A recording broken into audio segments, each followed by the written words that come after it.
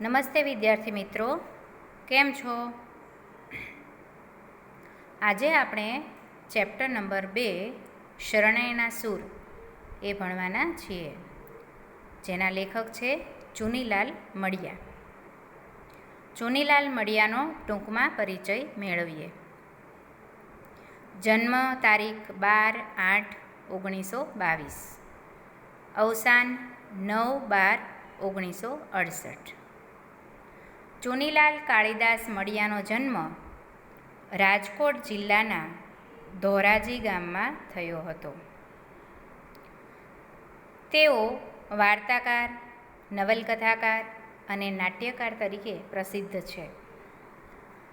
ઘૂઘવતા પૂર, શરણાઈના સૂર, પદ્મજા, ચંપો અને કેળ, તેજ અને તિમિર તેમના વાર્તા સંગ્રહો છે.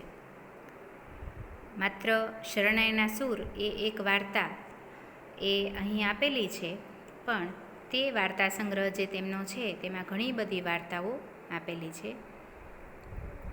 વ્યાજનો વારસ, વેળા વેળાની છાંયડી, લીલુડી ધરતી ભાગ 1 અને 2, ઇન્દ્રધનુષનો 8મો રંગ એમની મહત્ત્વની નવલકથાઓ છે. રંગદા, વિષમોચન, રક્તતિલક એમના એકાંકી સંગ્રહો છે. સંપાદન અને અનુવાદ ક્ષેત્રે પણ તેમનું યોગદાન રહ્યું છે. તેમને રણજીતરામ સુવર્ણચંદ્રક પ્રાપ્ત થયો છે.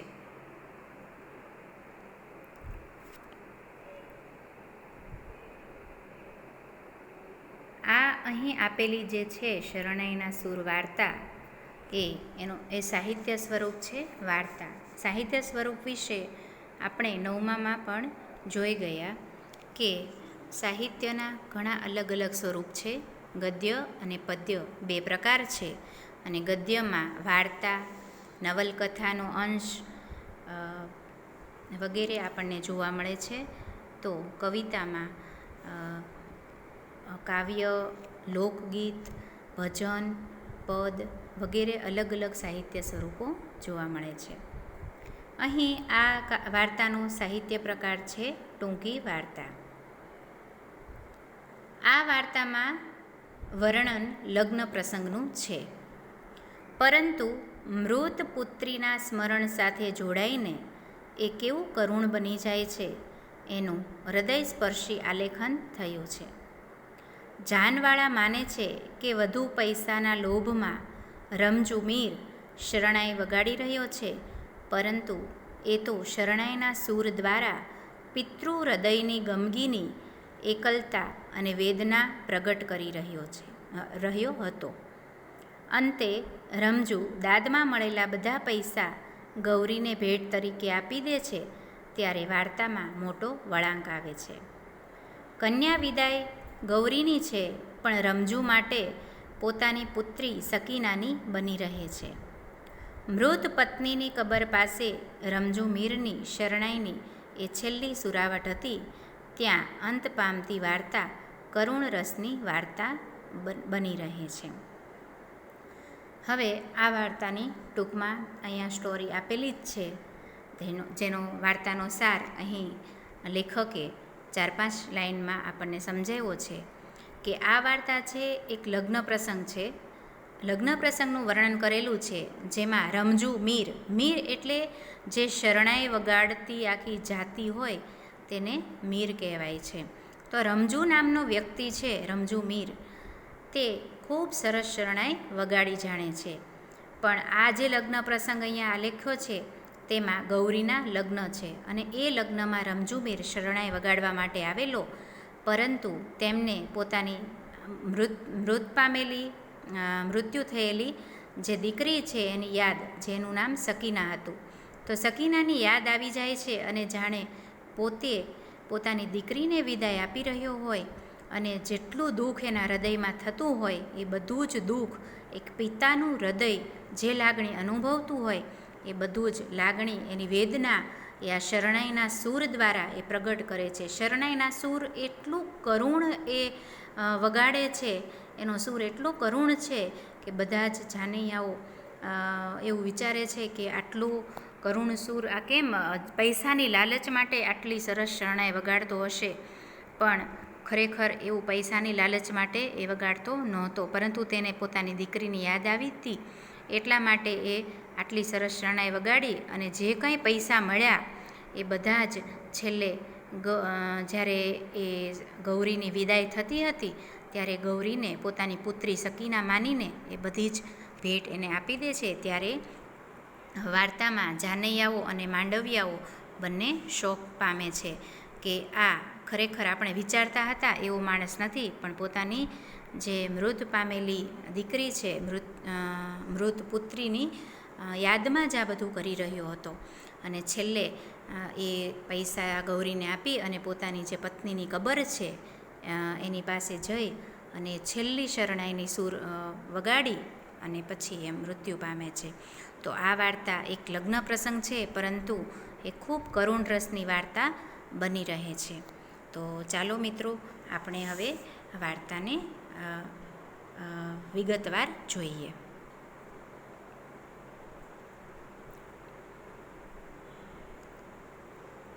માંડવો વધાવાઈ ગયો.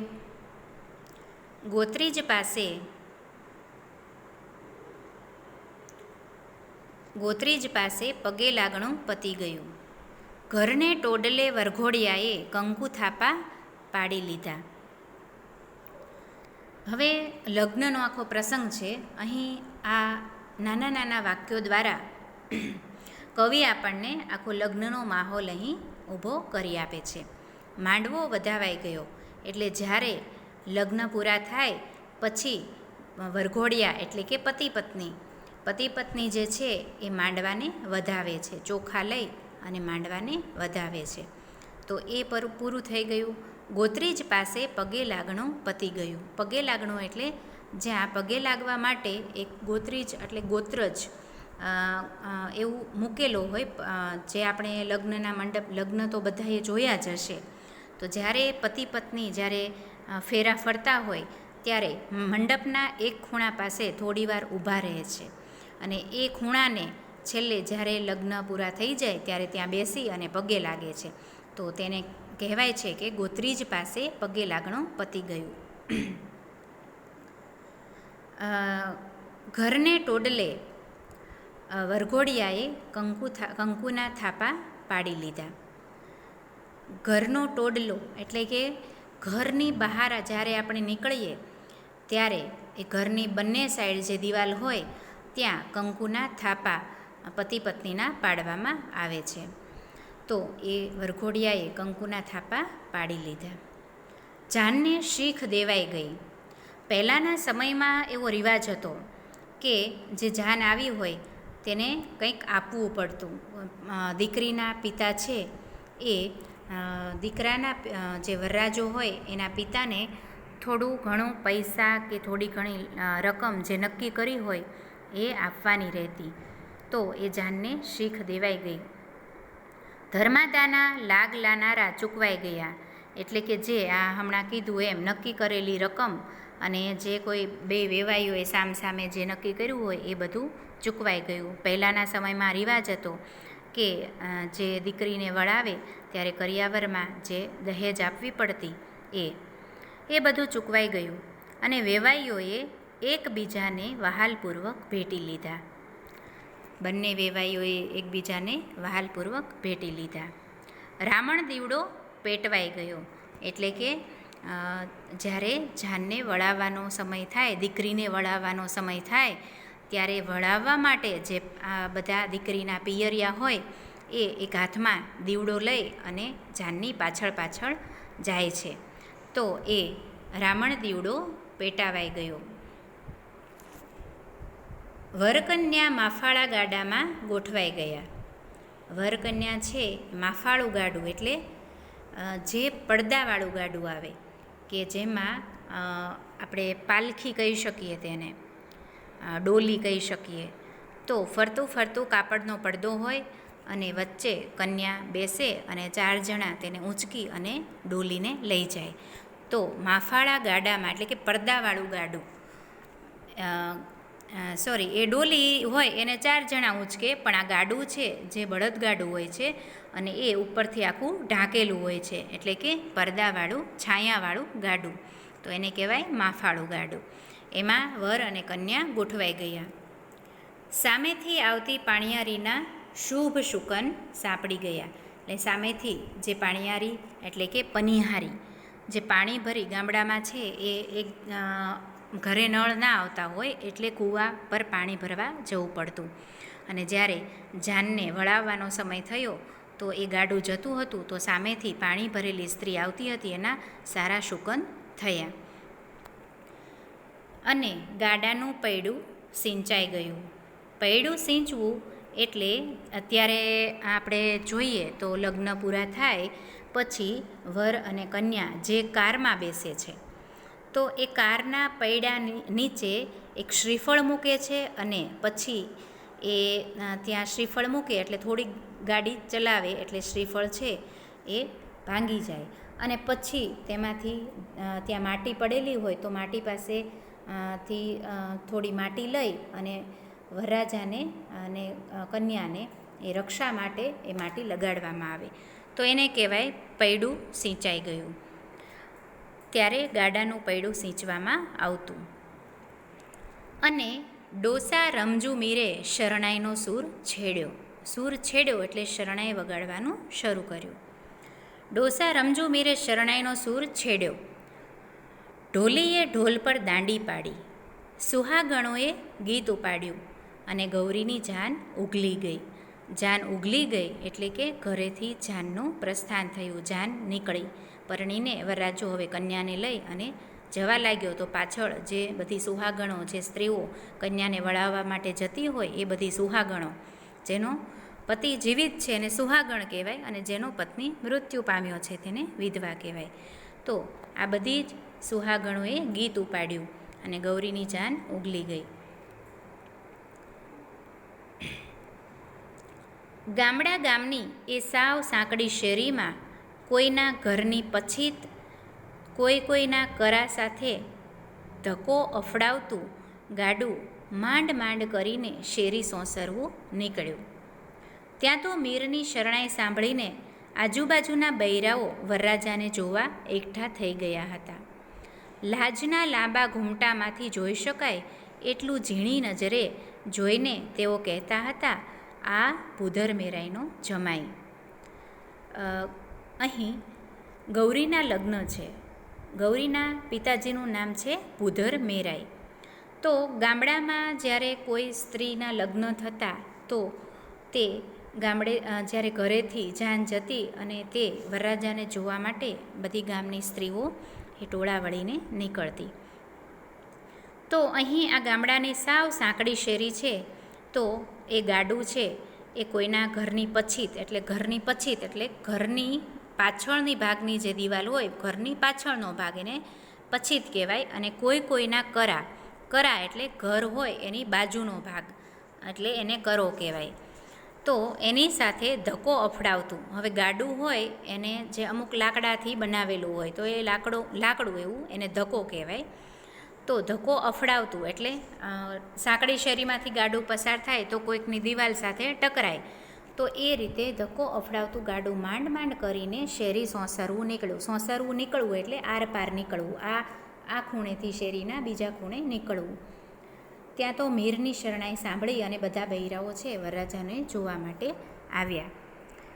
એટલે લાજના લાંબા ઘૂમટામાંથી, એટલે અત્યારે તો કોઈ હવે લાજ કાઢતું નથી કે માથે ઓઢતું નથી, પણ પહેલાંના સમયમાં સ્ત્રીઓ છે એ પોતે સાડી પહેરે અને સાડીનો એક છેડો જે પોતાના મોં ઢાંકવા માટે લાંબો કરે તો એને ઘૂમટો તાણ્યો કહેવાય. તો લાજના લાંબા ઘૂમટામાંથી જેટલું જોઈ શકાય એટલી ઝીણી નજર કરી અને તેઓ એ વરરાજાને જોતાં જોતાં કહેતા હતા કે જુઓ, આ ભૂધર મેરાઈનો જમાઈ.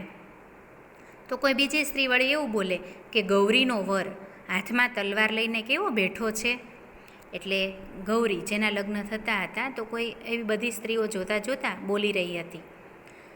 નાકા ઉપર નિયમ મુજબ મેલો ઢોલ દાદ લેવા આડો ફરીને ઊભો હતો.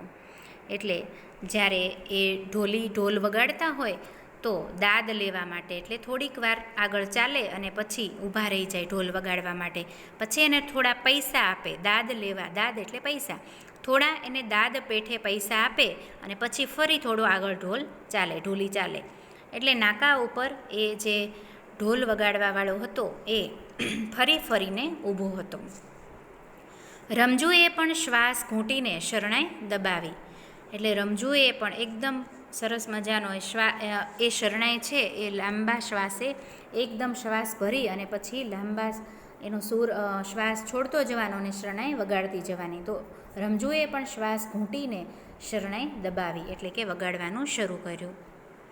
કન્યા પક્ષની સ્ત્રીઓએ ગીત ઉપાડ્યું. જ્યારે આ વળાવતી વખતે આ ગીત ગાવામાં આવે છે કે આ દસ પીપળો, આ દશ દાદાના ખેતર.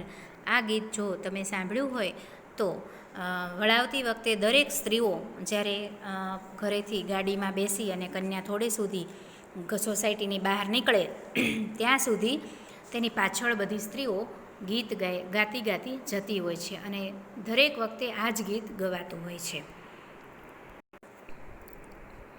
તો આદશ પીપળો, આદશ દાદાના ખેતર, આ ગીત ગાતા એ કન્યા પક્ષની સ્ત્રીઓ જતી હતી અને વર પક્ષની જાનડીએ સામું ગીત માંડ્યું. જે વર પક્ષની સ્ત્રીઓ હોય એને જાનડિયું કહેવાય અને કન્યા પક્ષની સ્ત્રીઓ હોય એને માંડવડિયું કહેવાય. તો વર પક્ષની જાનડીએ સામું ગીત માંડ્યું. ખોલો ગૌરીબાઈ ઘૂંઘટો, જુઓ સાસરિયાના રૂપ, એક રાણો ને બીજો રાજીયો, ત્રીજો દલ્લીનો દિવાન. એટલે ગૌરી જે છે એ ગાડામાં બેસેલી છે અને જે એની સસરા પક્ષની જે સ્ત્રીઓ છે એ ગીત ગાય છે કે ગૌરીબાઈ હવે તમે લાજ ઊંચી કરો, એટલે ઘૂંઘટો તમારો છે એ ઊંચો કરો અને જુઓ તમારું સાસરિયાવાળા જે છે એ કેટલા બધા પૈસાદાર લોકો છે, કેટલા બધા મોભાવાળા લોકો છે કે એક રાણો છે ને બીજો રાજ્યો એટલે કે રાજા જેવા મોટા અમારા જાનૈયાઓ છે અને ત્રીજો જે છે દલ્લીનો દિવાન એટલે કે દિલ્હીનો દિવાન છે. તો એવું ગીત આ જે જાનડી છે એ ગાય છે. ગીતોના સૂર વધારે વેધક હતા. વેધક એટલે જાણે આપણને ખૂબ દુઃખ પહોંચાડે, આપણા હૃદયની આરપાર નીકળી જાય. એ સૂર સાંભળીએ તો આપણને એકદમ એમ થાય કે આટલી બધી દુઃખદાયક શરણાઈ વગાડે છે તો એને વેધક સૂર કહેવાય. કે ગીતોના સૂર વધારે વેધક હતા કે શરણાઈના, એ નક્કી કરવું શ્રોતાઓ માટે મુશ્કેલ બની રહ્યું. એટલે કે ગીત જ્યારે વળાવવા માટે ગીત ગાય છે તો એ ગીતના શબ્દોના સૂર પણ દુઃખદાયી હતા અને શરણાઈના સૂર પણ એવા દુઃખ ભરેલા હતા. તો બધા શ્રોતાઓ એટલે કે જે સાંભળનારાઓ હતા એને નક્કી કરવાનું મુશ્કેલ બની ગયું કે આ કયા સૂર વધારે દુઃખ આપનારા છે. મીરે શરણાઈની એવી તો રમઝટ જમાવી હતી કે વરના બાપ પણ એના રસાસ્વાદમાં દાદ આપવાનું વિસરી ગયા. દાદ એટલે કે જે પૈસા આપે, જે વગાડવાવાળા હોય તેને પૈસા આપવામાં આવે એને દાદ કહેવાય. અને એમ કે છે કે આ શરણાઈ મીરે એટલી સરસ શરણાઈની રમઝટ બોલાવી દીધી, એટલે આમ કહીએ ને કે આમ તાન ચડાવી દીધું બધાને. રમઝટ જમાય એટલે બધાને એટલી બધી મજા પડી ગઈ શરણાઈના સૂર સાંભળવાની કે જે વરનો બાપ જે એને દાદ આપવાનું હોય, શરણાઈવાળાને પૈસા આપવાના હોય એ પણ ભૂલી ગયા. એટલે એવો નિયમ હતો કે જે વળાવાવાળા ઢોલી અને શરણાઈવાળા હોય એને જે વરના પિતાજી છે એ પૈસા આપે ઢોલ વગાડવાના અને શરણાઈ વગાડવા માટે. તો એ આપવાનું પણ ભૂલી ગયા, એટલા બધા એમાં તલ્લીન થઈ ગયા. પરિણામે ગીતો અને ઢોલ શરણાઈનો સારી વાર સુધી તાસીરો જ બોલી રહ્યો.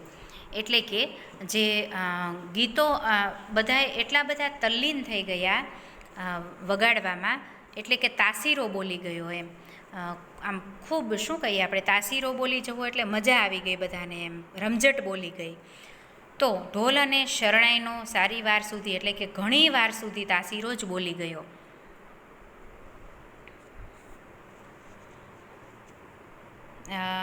આખરે જ્યારે વરના બાપનો હાથ કોથળીમાં ગયો ને રમજુના હાથમાં પાવલી પડી ત્યારે જ એણે પીઠ ફેરવી ને જાન આગળ ચાલી. એટલે મેં કહ્યું ને પહેલાં કે જે ઢોલ વગાડવાવાળા હોય અને જે શરણાઈવાળા હોય એ વચ્ચે વચ્ચે થોડા ઊભા રહી જાય. એટલે એને જ્યારે પૈસા મળે, એને જ્યારે દાદ મળે, એટલે કે એના ભાગની જે રકમ મળે એને, અને ત્યારે જ એ થોડીક ગાડી પોતાનું એટલે ગાડી આગળ ચલાવે. એટલે શરણાઈ વગાડવાનું ને ઢોલ વગાડવાનું થોડું આગળ ચલાવે, ચાલવા લાગે એમ. નહીંતર ત્યાં ઊભા ઊભા જ તેઓ છે એ વગાડ્યા કરે. તો જ્યારે રમજુના હાથમાં પાવલી, એના માથે પાવલી પડી એના હાથમાં, અને ત્યારે જ એણે થોડી પીઠ ફેરવી અને જાન આગળ ચાલી. રમજુની શરણાઈએ આખી બજારને જગાડી દીધી હતી. એટલે રમજુ જ્યારે શરણાઈ વગાડતો હતો તો આખી બજાર જાગી ગઈ હતી. જે સૂતા હોય એ પણ જાગી ગયા હતા. એટલી એણે દુઃખદાયી શરણાઈ વગાડી હતી. કામડા વેપારીઓ 1000 કામ પડતા મેલીને ઉઘલતી જાનને અવલોકવા દુકાનોને ઉંબરે આવી ઊભા. એટલે જે અમુક લોકો ખૂબ કામ કરતા હોય એ પણ આ શરણાઈના સૂર સાંભળી અને આવી ગયા હતા. અને અવલોકવા એટલે કે જાનને જોવા માટે દુકાનોના ઉંબરે આવી ગયા. ઉંબરે એટલે દુકાનો જે હોય એ એની બહારની સાઈડ, એનો જે દરવાજો હોય ત્યાં સુધી આવી ગયા જોવા માટે. આખું સરઘસ અત્યારે જાજ્વલ્યમાન રંગો વડે સોહાતું હતું. એટલે સરઘસ એટલે જે આ જાનૈયાઓ, માંડવિયાઓ, ગાડું, આ બધું જ અવનવા, જેણે બધા સરસ મજાના રંગબેરંગી કપડાં પહેર્યા હોય, ઢોલવાળા સરસ મજાનો ઢોલ વગાડતા હોય, એટલે જાજ્વલ્યમાન રંગો વડે સોહાતું હતું, એટલે શોભતું હતું. મોખરે રમજુના માથા પર લાલ મદ્રાસી ફેંટાના લીરા ઉડતા હતા. મોખરે એટલે સૌની આગળ. સૌની આગળ જે રમજુ હતો તેના માથા ઉપર લાલ મદ્રાસી એટલે મદ્રાસી ફેંટાના લીરા ઉડતા હતા. એટલે આપણે અહીંયા દરેક શહેર પ્રમાણે કે દરેક વિસ્તાર પ્રમાણે તેના પોશાક અલગ અલગ હોય. તો જે આપણી કાઠિયાવાડી પાઘડી હોય, પછી આ મદ્રાસની જે પાઘડી હોય તો એનો ફેંટો એટલે જે માથે બાંધેલી જે પાઘડી હોય એના ઉપર લીરા ઉડતા હતા. એટલે જે સાફો બાંધેલો હોય ને ઉપર કેમ છોગું હોય, ઉપર જાણે ફૂમકું લગાવ્યું હોય, ખોસ્યું હોય પીછું કેવું, તો એને લીરા કહેવાય. મદ્રાસી ફેંટાના લીરા ઉડતા હતા. મેઘા ઢોલીએ લીલા રંગનું માથા બાંધણું બાંધેલું. એમાં ઢોલીનું નામ છે મેઘો. તો મેઘા ઢોલીએ એના માથા ઉપર લીલા કલરનું માથા બાંધણું, એટલે માથે બાંધવાનું વસ્ત્ર, તેને માથા બાંધણું કહેવાય. માથા બાંધણું બાંધેલું. જાનૈયાઓને વેવાઈવાળાઓ તરફથી કંકુના થાપા મારવામાં આવેલા, તેથી એ આખો સમૂહ લાલ ભડક લાગતો હતો. હવે અહીંયા એવો રિવાજ હતો કે જાનૈયાઓ છે એને આ માંડવાવાળા હોય, દીકરીના પિયરવાળા, એ કંકુના થાપા મારે એના કપડા ઉપર, એટલે આખો સમૂહ લાલ ભડક લાગતો હતો. એટલે લાલ કલરના બધા થાપાવાળા હતા, એટલે લાલ આખો સમૂહ છે એ લાગતો હતો. હીર ભરતના ઝૂલ ને શિંગડીઓ વડે શણગારેલા બળદ તો સાવ જુદા જ તરી આવતા હતા. પહેલાંના સમયમાં જ્યારે જાન ગાડામાં જતી તો એ બધા જ ગાડાને શણગારવામાં આવતા, અને ગાડાને તો શણગારે પણ સાથે સાથે બળદને પણ શણગારવામાં આવતા. બળદના જે શિંગડા હોય તો એ શિંગડા ઉપર એવા હીર ભરતના ઝૂલ અને શિંગડીઓ એવું બનાવવામાં આવતું. એટલે બળદ હોય એની ઉપર એક ઝૂલ ઓઢાડવામાં આવે, અને એના શિંગડાઓમાં પણ એવું ભરત ભરેલા જે સીવેલા હોય એના પહેરાવવામાં આવે. તો આવા બળદ ખૂબ સરસ લાગતા હતા.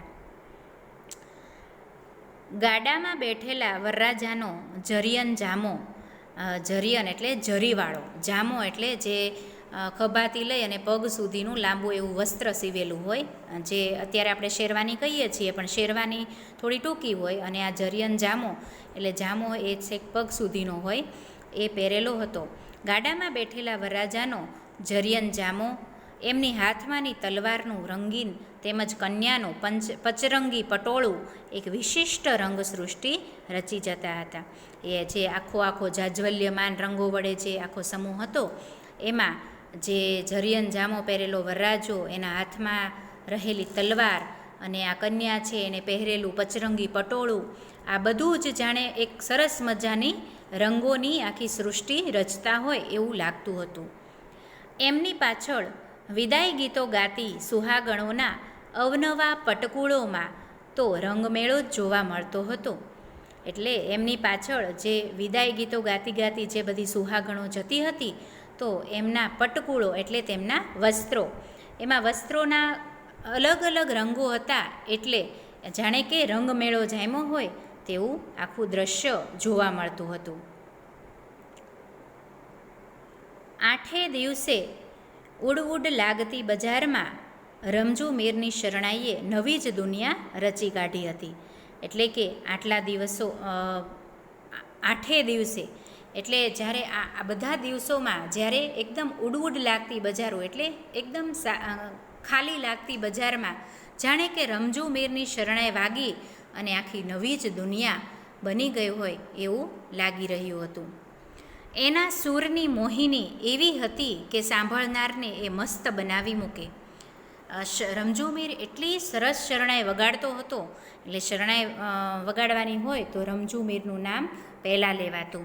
કેમ કે એની મોહિની એટલે જે આપણને મોહ પમાડે તે શરણાઈની સૂર વાગે અને આપણને સાંભળવાની ઈચ્છા થાય, તો એની શરણાઈના સૂરની એવી મોહિની હતી કે જો સાંભળનાર છે એને એકદમ મસ્ત બનાવી મૂકે, એને આનંદ થઈ જાય. એની અસર કાન વાટે સીધી હૃદય પર ચોટ મારે અને પારિતોષનો નશો સીધો મગજમાં પહોંચે. એટલે કે એની શરણાઈ સાંભળીને જાણે સીધી જ આપણા હૃદય ઉપર પહોંચી જાય, હૃદયને ગમે અને પરિતોષનો નશો સીધો મગજમાં પહોંચે. પરિતોષ એટલે એકદમ આપણને સંતોષ થઈ જાય.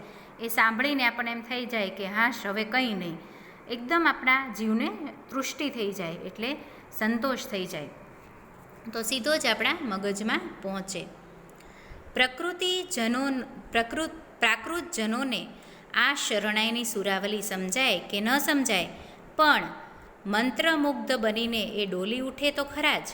એટલે કે પ્રાકૃતજનો એટલે કોઈ પણ મનુષ્ય, એમ કોઈ પણ મનુષ્યને આ શરણાઈ કેવી વગાડે છે એ સમજાય કે ન સમજાય, શરણાઈના સૂર વિશે જાણતા હોય કે ન જાણતા હોય, પણ જો રમઝુ મીર એકવાર શરણાઈ વગાડે એટલે બધા ખરેખર ડોલી ઉઠે અને ગમે એવી શરણાઈ વગાડે તો પણ આમ બધાને એકદમ આનંદ કરી મૂકે. તો એવી આ રમઝુ મીર શરણાઈ વગાડતો હતો. તો હવે આપણે અહીં અટકીએ છીએ અને હવે પછીનું આપણે પછીના લેક્ચરમાં આગળનો પાઠ જોઈશું.